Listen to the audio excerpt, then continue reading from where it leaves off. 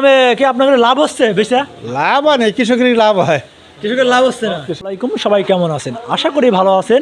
দেশ ও দেশের বাইরে থেকে যেখান থেকে দেখতেছেন সবাইকে জানাই আন্তরিক শুভেচ্ছা। এবং আপনারা যেখান থেকে দেখতেছেন আপনাদের ওইখানে পেঁয়াজের দাম কত, পাইকারি এবং খুচরা একটু আমাকে জানাবেন। আর আমার ভিডিওগুলো ভালো লাগলে অবশ্যই লাইক, কমেন্ট, সাবস্ক্রাইব করে পাশে থাকবেন। আসসালামু আলাইকুম। ওয়ালাইকুম আসসালাম।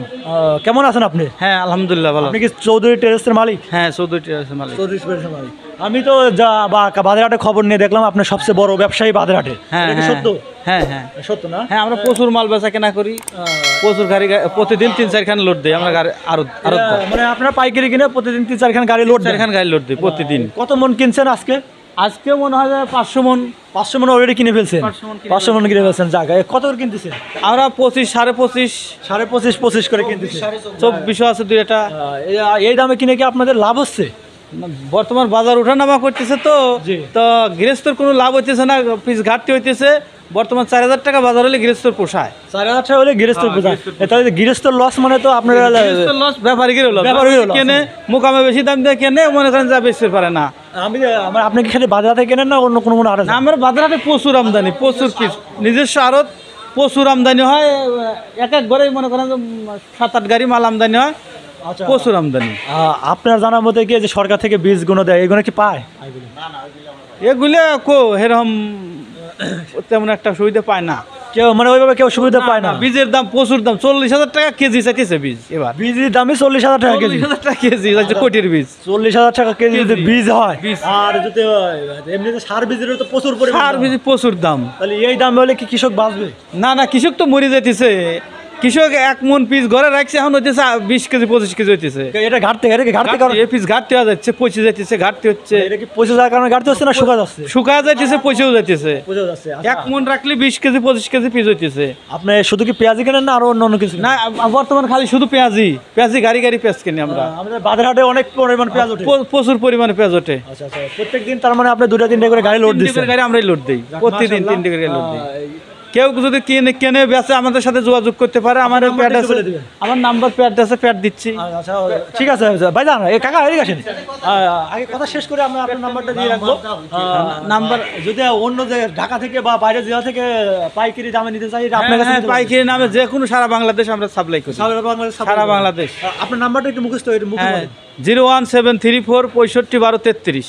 01734 65 12 33। যদি আপনারা আসলে কাকা পাইকারি আরো একটা নাম্বার আছে 01758 53 98 90।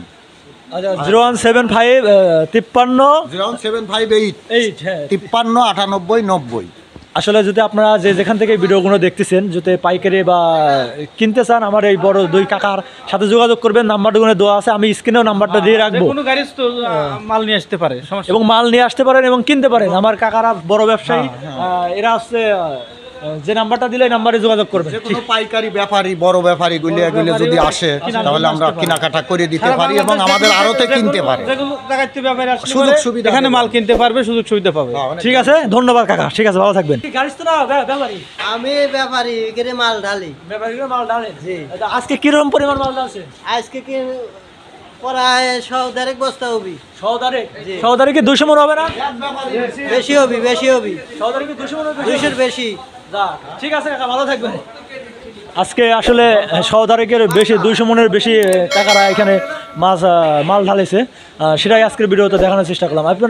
এবং আপনাদের জেলা কোন জেলা থেকে দেখতেছেন, কোন জেলায় কীরকম দাম অবশ্যই কমেন্টের মাধ্যমে জানাবেন।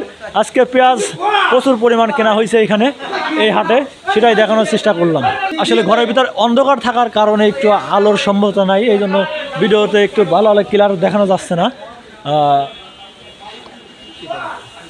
আসসালামু আলাইকুম কাকা। ওয়ালাইকুম আসসালাম। কাকা কেমন আছেন? আল্লাহ রাখছে, বলো। ভালো আছেন। কি নিয়ে আসছিলেন হাটে? পেঁয়াজ নিয়ে আসছিলেন? পেঁয়াজের দাম কিরকম হাটে? এই যে দাম এখন আমি আসলাম 2450। 2450 এত বাজার কম না বাড়তি?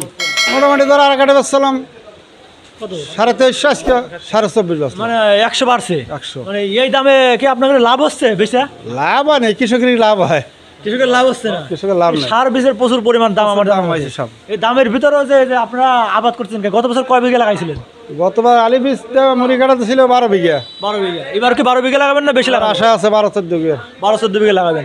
সার বীজের যে এত দাম, আপনাদের সরকার থেকে যে অনুদান দেয় এগুলো কি পান? কিচ্ছু না, কিছুই পান না। 4 আনা সরকারের। আপনি জানা মতে আশপাশে কেউ পায়? তা জানি না, কার কিনা পাইলে কিনা, আমি পাই না, আমি একটা কৃষক, আমি কিছুই পাই না, তাই জানি। আপনি কিছুই পান না? না। ধান লাগাইছেন কত বিঘা? দাম আপনার হলো লাগাইনির দাম ছিল হলো 4-5 পাই। 5 পাই ধান ছিল।